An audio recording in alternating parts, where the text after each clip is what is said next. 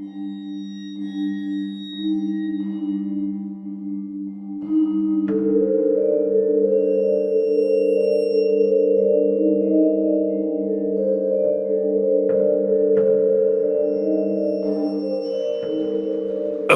hello, and welcome to Dente Rigamortis. I'm Review Cultist. I'm Mikey. The E stands for evil. And I'm the gamer in yellow. And we're here to discuss those internet stories, most creepy and most pasta, and be critically silly doing it.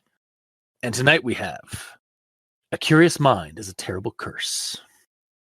So, a little bit of backdrop here. We were originally going to cover a story called Gurgles and Bugman. Because how could you not? Yeah, it was on that that definitive creepypasta iceberg from a couple of weeks ago that we mentioned. And I was like, yeah, no, we gotta do this. Like, it's called Gurgles and Bugman. I've never heard of it, and it's on that list, so it's like I want to check it out. And then I discovered, like, right before I was about to like send this to the guys, like the first sentence is like of Gurgles and Bugman is like, after my last experience, blah, blah, blah. And the my last experience part is a hyperlink to a part 1 on Reddit NoSleepi from the author WontThinkStraight. And apparently this is just they've done a series of stories based on like past experiences with weird shit. With weird and spooky shit that they've experienced, and now they're posting it on Reddit. So I figured, like, I mean, we can't just start on the second part. We've done that before. We've made that mistake before. So I was able to course correct and have us do the part 1 of WontThinkStraight's series of stories that they've posted on the Reddit NoSleepi.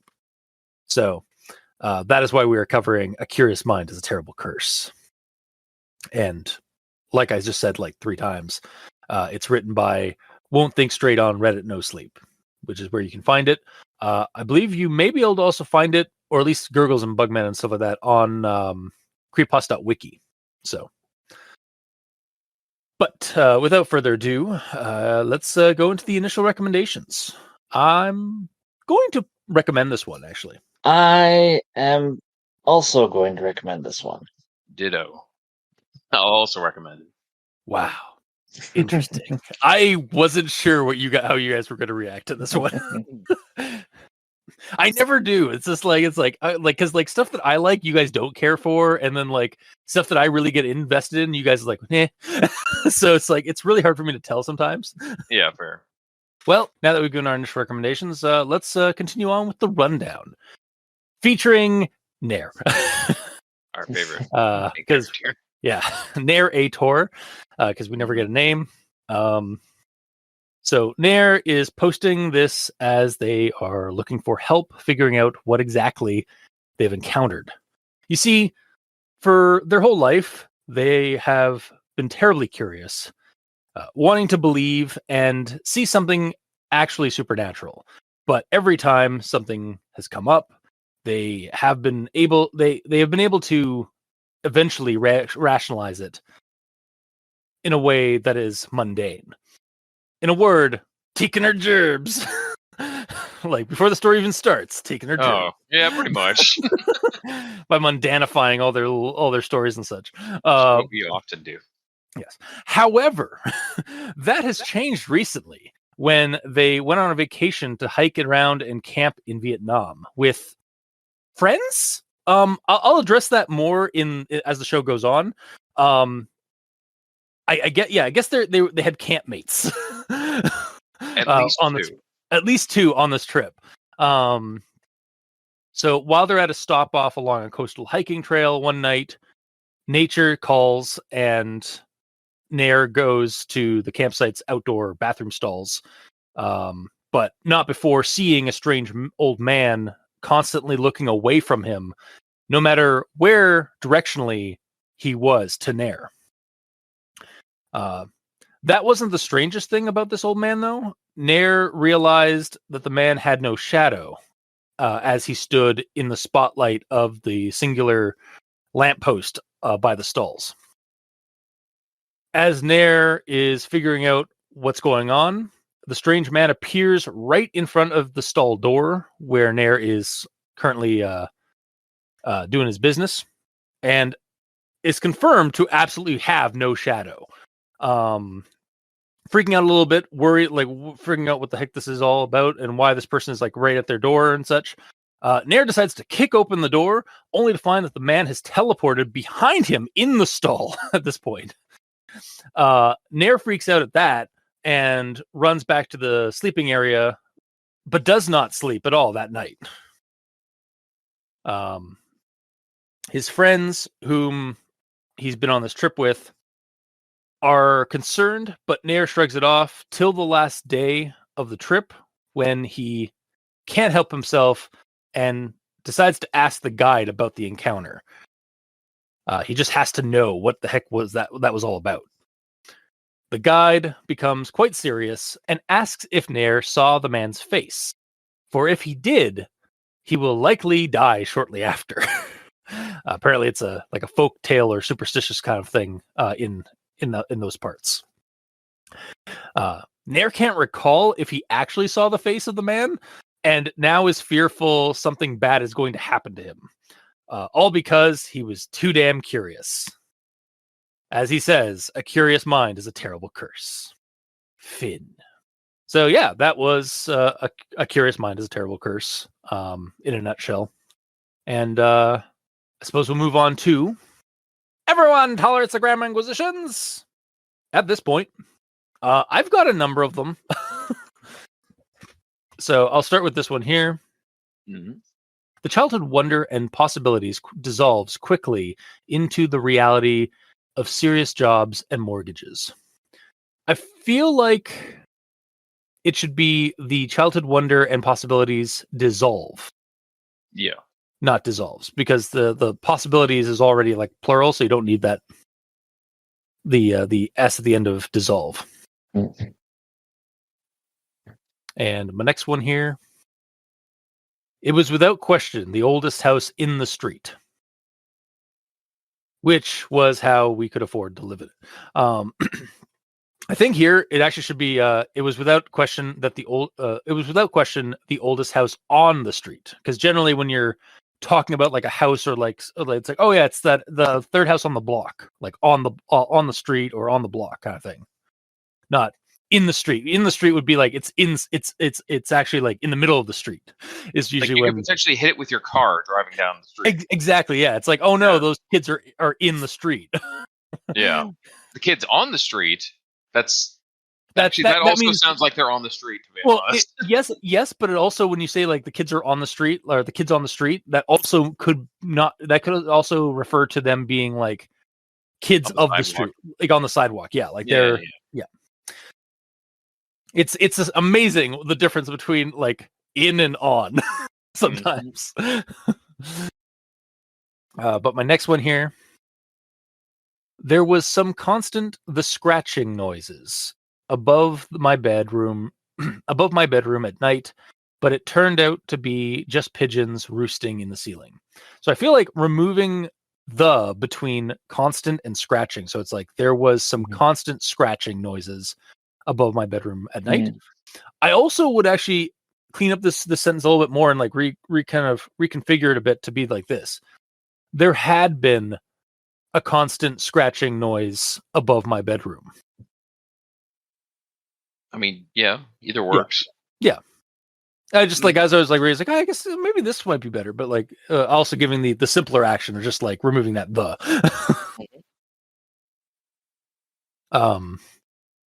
the next thing I have here, as I seem to always survive each attack though I was just going crazy. So I think it's like, I thought I was just going crazy. They're just missing is just missing a T to make it thought. So the next one I have, but I can found no explanation for what's happened to me recently.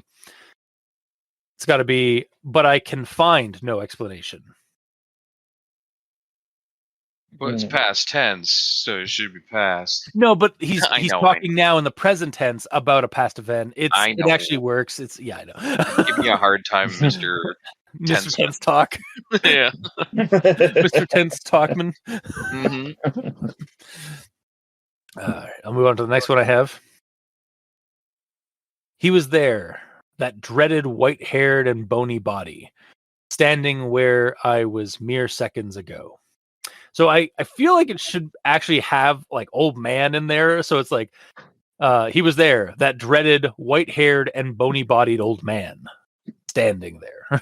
Who else would it be? I know, but just like the way it says like that dreaded white-haired and bony body. It's like bony body what? Like, I guess it does make sense. It's just like it was weird that like I was expecting it to like those to be descriptions and then get the subject of those descriptions still in the sentence. And then it just didn't give me that. It is though. It starts with he. He was there. That dreaded white-haired, bony body standing there. Yeah, and I guess like reading it aloud, like I did kind of get that, but I still think that it should have like old man, old man. It might actually feel better if the last comma is an ellipses, because it'd be like that dreaded that dreaded white-haired, bony body. Then the ellipses standing where I was a few seconds ago. Just because it gives more of a pause to it. Yeah, which might also work better. I don't know. Maybe. But I'll move on to the next thing I have. Actually, this is the second last one I have. When morning finally broke, my campmates lazily woke and wondering why I looked like death itself. So, campmates should probably be a compound word. So, like the two words are combined. Also, campmates really should bring them up a little bit sooner than now, because like there's a whole like I think of my actual thoughts that I'm gonna probably reference where it's like this is like the first time we actually find out that like because he mentions that we were on a vacation, but like at no point does he describe that like who's with him also. Like so it could have been like a friend, like a girlfriend, a boyfriend, like whatever, like cousin or whatever. But it wasn't until like this part at the end of the story that we find out that he has campmates that are concerned about him. I mean, granted, they didn't have any connection to the story at all. No, so we didn't have to know about them. We don't, but we also do, because at the beginning he starts talking we like on the trip and stuff like that. And it's like, who the fuck is we? Are you doing like the royal we, or do you have a friend that you're just not you haven't mentioned at all? Yeah, I'm not fighting you on this because I like literally have a note saying the same thing where it's like we don't have a clear visual of him like exploring like Vietnam and stuff, because all we know is him and someone else. 1, 2, 3, 40. I don't know. Yeah, we have no idea exactly. Like, and like we don't even like get a like. I'm not looking for a lot. I just want like some sentences that kind of like clarify that, like, because then he references that there was a tour guide. I was like, okay, we didn't get any information about this trip. Yeah, as soon as he dropped the first we, I imagined it would be at least a tour guide. Exactly, yeah. Like at least him and a tour guide going through, but yeah, there might be more. From the sounds of it, there is. Yeah. So yeah, that's all I was kind of saying about that. It's like this is so like adding some like extra bits at the beginning a little sooner might help with the clarity about like when suddenly there's campmates, and that explains why he was talking with the royal we earlier. It wasn't actually the royal we; it was him and some friends. Yeah, and the campmates is at like the end of the story. Exactly. So the entire length of the story to actually get somewhat of a visual. Like better late than never, I guess. But yeah. Also, with regards to the sentence that I quoted, lazily woke up and were wondering why I looked like death itself. Because in the actual story it says lazily woke and wondering why I looked like death itself. So I feel like it needed that were in between and wondering. Mm-hmm. And then my last quote and comment for grammar acquisition. When I finished my story, when I finished my story, he only looked gravely at me, and asked just one question. They mostly come at night, mostly. Does it actually repeat the gravely? Yeah, it says, he only looked gravely at me, and asked. So like I spent a while like trying to look at the sentence. I was like, how do I fix this? It's like he only looked at me gravely, or he only looked gravely at me. And I was like thinking like ... gravely and asked. But I was like, no, just get rid of that gravely. You don't need that. Yeah. So it's like, it should only be he looked gravely at me and asked. That's all you need. You just need that. Yeah. So we're complicating it for no reason. Yeah, exactly. But that is my Grammarquisition. So, Mikey, the E stands for evil. All right, let's see here. I have a conjunction junction. Ooh. And next stop, conjunction junction. Doot, doot.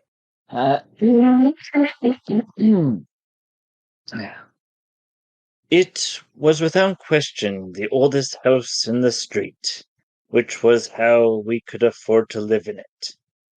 But it was always uneventful. It was then I noticed the window above the bed was slightly open. It was nothing more than the wind whispering through the cracks. But when it happened again and again, night after night, I started to panic. So everything paranormal that I've ever experienced was ultimately very rational. But I found no explanation for what's happened to me recently.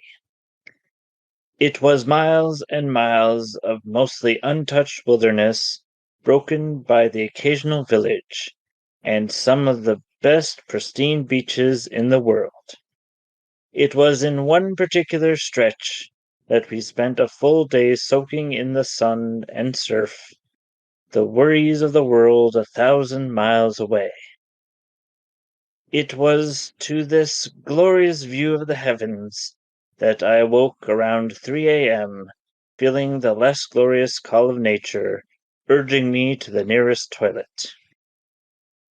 It was a humid night, with the sound of insects chirping their nightly symphony.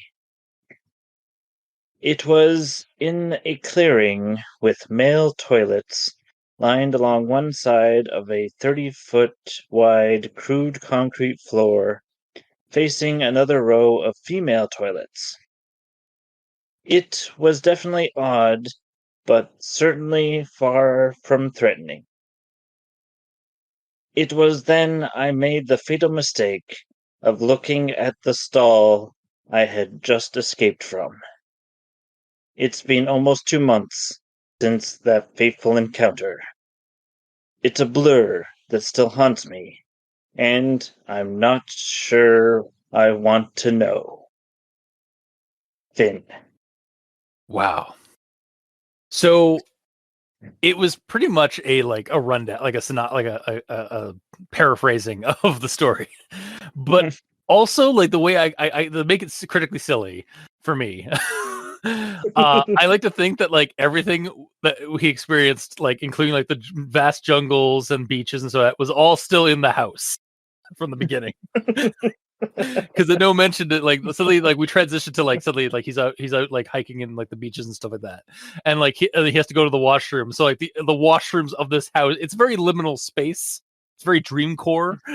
Like so like he goes into the house and then like, oh, I need to use the bathroom. It's like, and then he has to like walk through like trek through like through like miles and miles of jungle to find the bathroom, but it's like it's just toilet stalls out in the in a wilderness in quotes.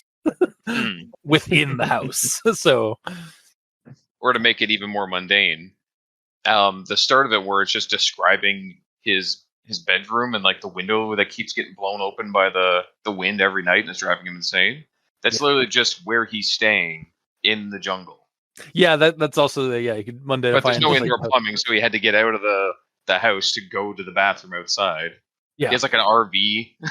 Or it's like a cottage, or like when you're vacationing and stuff like that, and like it's like some of those like cabins that have like an outhouse outside.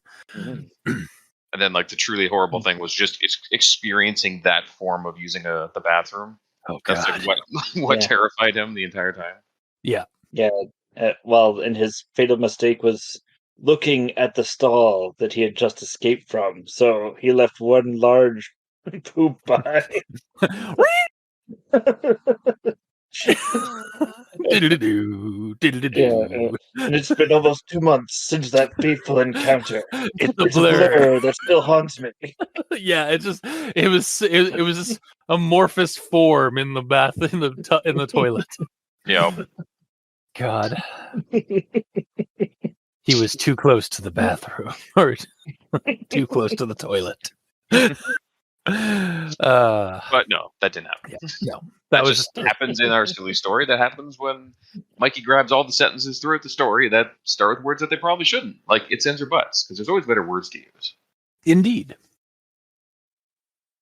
All right, Gamer, do we have a grammar in yellow? Yeah, I got one left.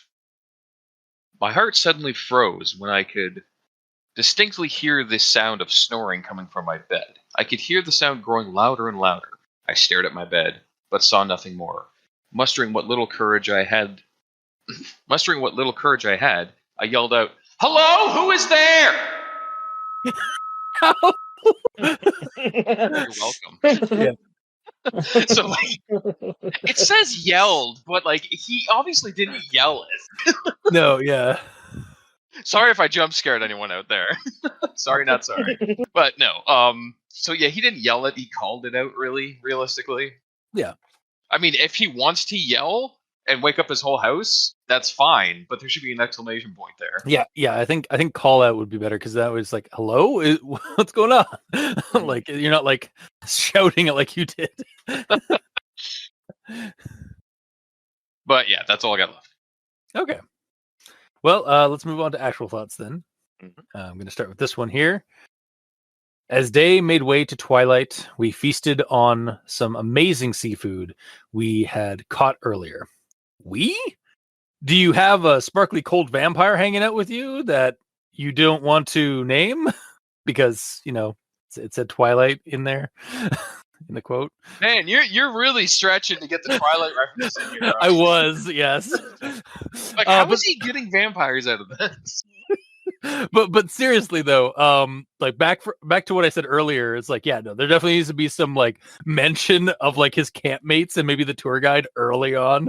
Like, can't stress that enough for me, like that, because it was really bugging me through the story. Yeah. It bugged me the entire time too, honestly. Like, that is one of the few reasons that I was like considering going to a partial, but I'm like, I still liked it though, so it's fine. Yeah, that honestly the same. Why are we on the same? We're on the same wavelength somehow. I don't know. It's weird. Again, it only took 5 years, but we're slowly getting synchronicity. Might have been 8 years. I don't know how long. I don't know how long you've been on the show. I don't know.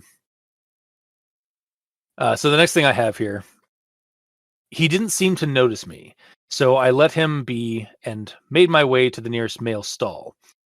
As I closed the door, I could still see him in my line of sight, though I was now 90 degrees from where I first saw him. He still had his back to me again. So for me, this is like, well, that's a red flag. Like, as I was reading the story, but I mean, like, the old man could just be like trying to like awkwardly and politely like mind his own business. So just like, he's actually just like moving just so like he doesn't like, maybe because he's really shy or something like that. Like, there could be a mundane explanation for this old man at this point.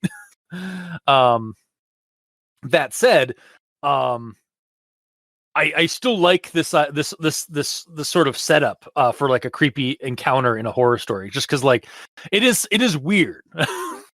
Yeah, but it's definitely something that could be, that's grounded in reality. That's like, but still also kind of like a creepy situation, or just like a weird, like the primer for a weird situation. But then we get this part. Though the old man was standing near a bright light, he didn't cast a shadow. I mean, that sometimes happens, right? Like if you're directly under a bright street light, you won't cast a really the shadow will be extremely like negligible. Though I suppose if there's positively no shadow under him, then perhaps that's ghostly activity. And then we get this. I mean, I'm gonna let you finish, but he straight up says like, because he mentions that there's no shadow, and he noticed that in the second that he saw him. Yeah, I'm assuming the light wasn't directly over top of him. That's it was true, to the side, so it would give a noticeable shadow if there was one. Except, unfortunately, Nair's graphic settings were set too low, so he turned shadows off to improve his FPS. Ah, yes, yeah. That's the mundane, quote unquote. Yeah, exactly. Answer. Yeah, he's actually in a VR game. Yeah. Tours of Vietnam. I would be surprised if that was a VR game. Please continue. Probably, yeah. But yeah, so yeah, and then we get like full on confirmation because like the possibility it could have been an optical illusion vanished when I suddenly saw the shadowless feet inches away through the gaps under the toilet door. Okay, yeah, no, definitely supernatural there. Like if there's no shadow at all, regardless of direction, like yeah, also, especially since with the feet, with him being right outside the door, yeah, it would be an even steeper angle on the shadow, so it would be like casting it basically to the edge of the door. Or it would be like the shadow would be coming through the gap, like yes. like basically like it would be going into the shadows of the stall with Nair. So yeah. Also, I really like how Nair attempts to rationalize every strange encounter or every strange instance. Like it helps keep this grounded sense of level-headedness that Nair has throughout the story, and like continues it on from like when he was a kid. Like he was able to rationalize all the weird shit he'd experienced when he was a kid, like with the house and like the window and all that kind of stuff. Or by doing this, it makes the stranger occurrences stand out when the explanation falls flat. Like, no, this rationalization doesn't work. Like I tried rationalizing this, and then I was just given like straight up proof like of like something really weird and supernatural that I can't explain, and it just like I can't explain this. But I'll move on to the next thing I have here. I was almost thankful I was squatting with my pants down, since I emptied my bowels simultaneously with my lungs, emptying a scream through the other end. So Nair didn't need to bring the brown pants tonight. No. Yeah. But I'll move on to the next thing. I realized I didn't have much of a choice but to escape this stall. This flimsy door would provide no protection for me, and there was certainly nothing left of my dignity. If I was to die, I decided it wouldn't be in this literal shithole. I mean, honestly, I'm not 100% sure on the customs with dealing with ghosts in Vietnam, but if this is a malevolent spirit or the like, I've heard in some places in Asia it's said to scream. It's said that screaming and shouting out profanities and appearing brazen and angry when in the presence of the supernatural is actually like really is a way to like kind of like protect yourself from them or like to keep them at bay. So I guess it's like the same equivalent of like, isn't it the same way of like you deal with a bear? Kind of. Now that I think about it, I do not. I'm not any sort of aficionado on bear protection, but yeah, I think so. Yeah, when you're a bear, when you're dealing when you're present with a bear, you want to appear as big and like angry as possible, so that like they basically intimidation factor. And yeah. I've seen a lot of like Asian like ghost hunters. I think primarily in Japan or China. It might be in like other parts of Asia. Where they're exploring like haunted locations like office buildings or houses and stuff like that. And when they start seeing like weird shit or like they start hearing weird shit, they will just start like shouting out profanities at the ghosts. And like that's apparently like a custom. Yeah. If like anybody out there who wants to like chime in about that, like I'd be very curious because like I is that a thing that like you're supposed to do when you're faced with like ghosts or hauntings in Asia. But yeah, so like so his reaction here is like it seems to fit the locale. Although he wasn't doing that for that reason. He was doing it because he was terrified. I mean, yeah, but he was inadvertently doing the thing that you're sometimes supposed to do. Yeah. But I'll move on to the next thing I have. Actually, this is the last thing I have. He explained that in Vietnam, lonely ghosts often haunt sites where travelers can be found. Those who see their face are doomed to a grisly, gruesome death in the near future. It's been almost 2 months since that fateful encounter. To this day, I still don't know if I really saw its face. It's a blur that still haunts me, and I'm not sure I want to know.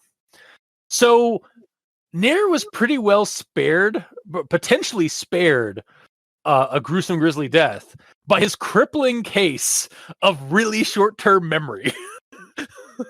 Oh yeah, maybe. It's like I mean, maybe I saw it. I mean, I don't know. Like it's like something like because he had the memory of a goldfish in this one instance, it spared him.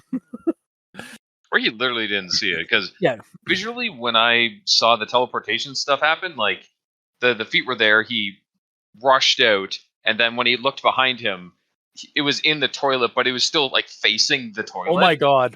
I just realized this old ghost can't open doors.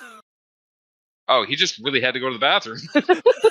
That's it. That's the only reason he. Yeah, like that. I just like that's. This is actually like Nair's getting terrified of this ghost for no reason. This is completely like the ghost was not malevolent or like terrified at all or terrifying at all. He just needed to do his own spectral business, but he can't open doors. Or maybe he died in one of those booths, like, and is now like a ghost that's trapped to like just wait outside the booth until a door opens to let him in. Yeah. God, you died on the shitter? That sucks. Also, I'm guessing because like he probably just really had to pee, because that's how he'd be like. That's why he would be like he'd be facing the toilet rather than facing outward from the toilet. Yes. Yeah. But yeah, I just realized that it's like, wow, no, like this is all like a misunderstanding. The ghost actually probably like quietly, like as Nair's running away, just like, thank you. Thank you. I really had to go. Wow. I've been waiting an eternity. Yeah, sorry. But yeah, I just realized that. Yeah, it's like, wow, yeah. But also, like, I just really do like this like little like creepy ghost story that the tour guide gives Nair at the end. Because it's just such a like I say fun, but it's just a fun like local ghost story that like you'd expect to hear in like a rural place. Yeah, it seems on brand. Yeah, for sure. But yeah, that's my actual thoughts. So Mikey, he stands for evil. All right, let's see here. So I sort of like that he mundanifies the stuff at the beginning. Picking our gerbs. And after our own heart. Well, and I'm happy that it brings up sleep paralysis, so we don't have to. Yeah, right. Aren't you going to fight it though and say aliens? Well, it is in Vietnam. They got aliens over there, right? They got aliens are pretty sure a global phenomena. Yeah, probably. I don't think they're just targeting the North America. Yeah, I'm pretty sure beings from another planet from outer space are a planetary thing. Yeah. Yeah. So and then I like that we get sort of a ghostly figure at the end at a campsite. Now there is the problem that there's not enough detail. As we've established, like we don't find out that he has campmates until pretty much after all the stuff has happened. Yeah, when the story's over. Yeah, then we find it's like, oh yeah, by the way, I was like with the like I feel like really it's an instance of just like the author when they were writing it just forgot to add, like they had meant to add it, like add like something at the beginning that like they were out vacationing in Vietnam with their friends or something like that. It's and they just forgot to be a bunch of randos. It could also be that, but it feels like they just forgot to add in like a couple of like words to like say that like they were camping or hiking in Vietnam with friends or with campmates. Yeah, or with a tour guide or with a tour group even. Yeah, that's exactly what it felt like. After knowing the context at the end of the story.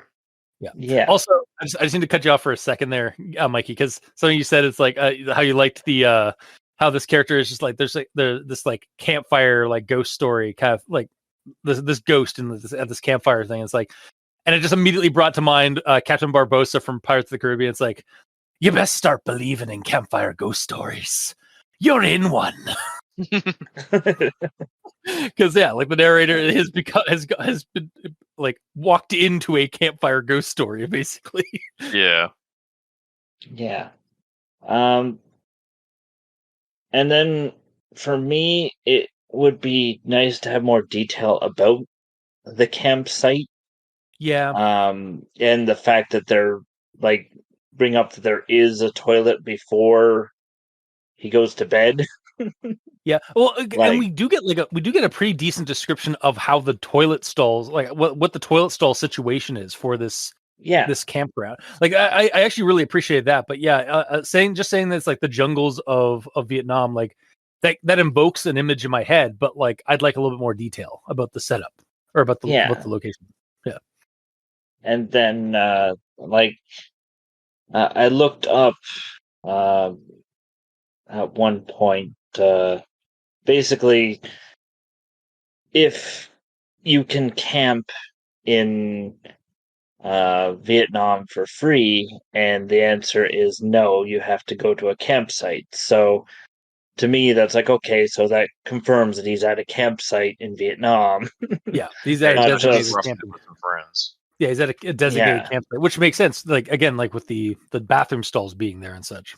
Yeah, exactly. But the thing is that when we initially get the whole like that he's camping, I don't think he mentions camp until after. Oh no, I think they're just they're staying the night over at a camping. Otherwise, they're just hiking down like trails in Vietnam. Yeah. So that's my only real gripe was with that, but it's a non-issue because we get it all sorted itself out in my head after figuring it all out. So that's my actual thoughts. Okay. Gamer. Okay. Let's see what I got. That's the way it's always been for me. Some of my earliest memories are of secretly listening to my dad swapping ghost stories with his buddies while I sat wrapped in the room next door. So for me, I've always heard the enraptured, and I do like the sound of enraptured more compared to wrapped, because it's like if you're enraptured enough about something, you'd bother putting in a couple more syllables to like say it, you know? Yeah. Oh, I have also heard like it's weird. Enwrapped attention. I have heard that one before. Yeah. Like this isn't technically a grammar thing at all because I don't mind it either way. I just haven't heard the short form wrapped being used before. Okay. Except for like rapping on a door, which is like a sound effect. Yeah. Of like knocking on it, basically. A rap tapping. Yeah. Yeah. And also Warframe, yeah. Sorry. Yeah, Rap, tap, tap. There you go. That's better. And then my next note here is basically there's like a hell of a lot of setup before the story even starts properly in this. Mm-hmm. And normally I wouldn't really mind because like it gives us time to get to know the characters and stuff like that. But in this one, it just kind of feels like it drags on a bit. Like if there was one more mention of him saying like another creepy thing that happened that he mundanified, I'd be like, okay, look. But yeah. Because like it's just repeating the same part of the intro, because it's basically, I want to believe, and then the spooky thing happened, but I want to believe, and then another spooky thing happened. I do want to believe, though. Like that's basically what the intro is. Yeah, the spooky yet rationalizing thing happened, but I want to believe. Yeah, yeah. Like I think we had. It was like I'm glad he stopped when he did.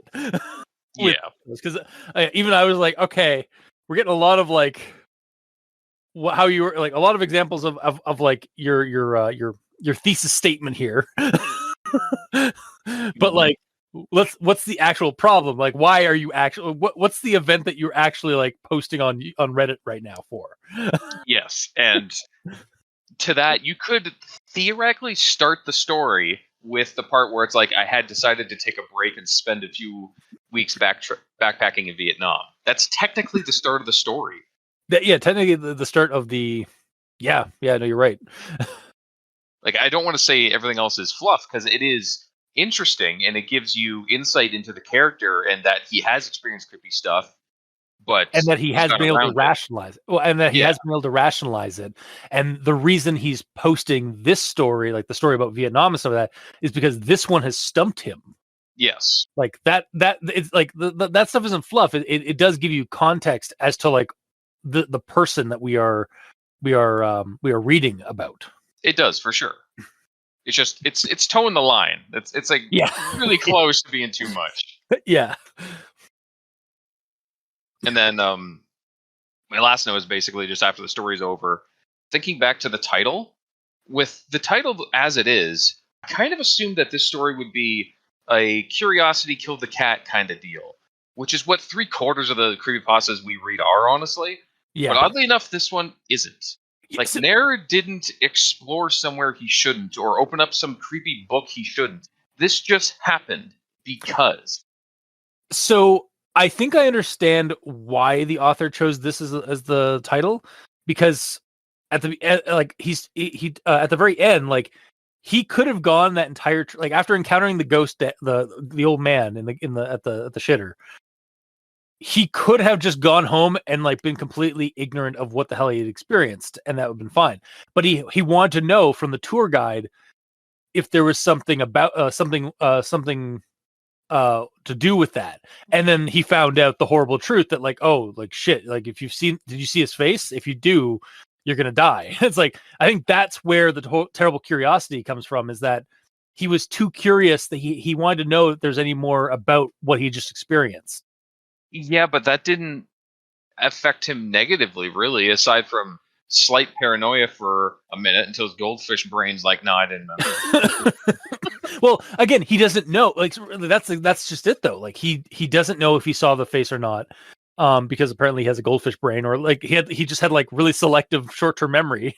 But maybe he did see it, like subconsciously or something like that. So like now he's just worried. Like now he's got some psychological or like now he's suffering from some like you said, paranoia. From that, like it wasn't like he wasn't in physical harm, but he's now like in duress that he might die because he may have seen this ghost's face. Well, I'll say this, in the stories that follow, if he is paranoid that he might be dying at some point soon, then yes, 100%, I'm fine with that. But if this isn't referenced again, his like worry that he might just die gruesomely for some reason because of this event that happened in the past, then nah. Yeah, I suppose like an alternative name that would have been better was my Vietnam trip. No, this is a Reddit NoSleep story. Oh yeah, sorry. So hang on. Where's this? There's gotta be. Where's that sentence that you said this starts from? I had decided to take a break and spent a few weeks backpacking Vietnam, starting with. Well, that's it right there. Yeah, no, like that sentence right there. I had decided to take a break and spent a few weeks backpacking in Vietnam. Period. Yes. That's it. That's the title. It has to be a stupidly long title for it to be a Reddit NoSleep story. Yeah, exactly. Joking aside, it does not have to. For those that are unaware, that we just make fun of the long ass titles all the time. Yeah, I you could also have as like my backpacking trip in Vietnam. That could also be a story. Yeah, like I do kind of get the title as it is, but like I also get what you're coming from. It's like it's it works and it doesn't. Yeah. Like it works. It's maybe a little too subtle. Or it's specifically referencing his like worry at the end. well, yeah, his worry at the end, but I think also like the fact that like he's always had a curious mind and like he wants to know, he wants to like that's what's gotten the better of him is his curious mind. But yeah. But it's not like a spooky thing happened, then he went back to try to recreate it, and then a worse thing happened, you know? No, he experienced the spooky thing, and then held off to like the last minute of the trip, and then finally asked the tour guide about the thing, and then wished he hadn't. Basically, ignorance. He wishes ignorance. He wished he had been ignorant of it. Yeah, pretty much. Yeah. But that's the end of my notes. All right. Then I suppose we'll move on to final thoughts. So there are a number of spelling and grammar issues, to be sure, but overall, it's a short, sweet, and pretty grounded ghost story. There's a charm to it with that, and the Vietnam backdrop, while not fully fleshed out, like we get a little bit of, we get bits and pieces of like that help us like paint a picture of the locale and like the situation that he's in and stuff like that night. I could use some more about the Vietnam backdrop setting, but otherwise, like it is a cool backdrop. So that's one of the reasons I'm going to recommend this. Is like it was a short, sweet, and pretty grounded ghost story, and I just think that's really cool. I thought it was really cool. Mikey, D stands for evil. Well, I like that it sets up a character that wants a spooky thing to happen, but we get examples of spooky things not happening and mundanified, and we're like, okay, yeah, that's how life goes most of the time. Yeah. And then we end up him going on a trip and then seeing the spooky thing, and that sort of makes you, well, how do you explain that? And you can't explain it other than ghost. So, and the fact that the locals knew of the quote unquote monster, and it's just like, as long as you didn't see its face, you're good, type thing. So I was like, oh, okay. So that makes the story interesting, and so I will still give this a recommendation. Okay. And Gamer. Yeah, the read was pretty fun. I liked the creepiness of the ghost. He's not described super well, like in regards to like if he was facing him when he was in the toilet or not. Because if he was facing him, then there would be even more concern. Like, did I actually see his face? I can't tell. The intro is on the edge of being long-winded, but I still appreciate it for what it is, because hell, I complain when stories just jump in like media res and you have to learn this shit on your own. So I would be a hypocrite if I said I didn't appreciate a little bit of backstory and learning about the character beforehand. So all in all, I did like that. Grammar, whatever. There's always grammar issues. Nothing is who is phone. But yeah, it was creepy to the point. The title is like I said before, I'm him and Han whether the title is truly accurate for this, but it works enough, I suppose, with your explanation of him being curious is him asking the tour guide, and him being cursed by that is him worrying if he's going to be literally cursed to die soon. Yeah, exactly. Yeah. If that apparent curse shows up in some of the following stories, I would appreciate that. If it doesn't, then so be it. But overall, I will still recommend this because I enjoyed it. It was actually creepy, which is what some creepypastas just don't do. Unfortunately. Mm-hmm. So, yeah, I guess full recommendations today. Mm-hmm. And this was a pretty decent one. And well, let's see next week when we do was it Gurgles and or, yeah, was it Yeah, Gurgles and Bugman. I'm looking at some of the other stories actually right now, like at the bottom of this page on Reddit NoSleep. And so like part 2 is Gurgles and Bugman. Part 3 is reality is creepier than fiction. 4 is pranks. 5 is notes. Oh, this goes up. Oh wow, we have 11 stories. Okay. How much of a rabbit hole have we made here? Well, yeah, it looks like we got like another In Torment series or like Wicker Saga on our hands. Basically. Holy crap.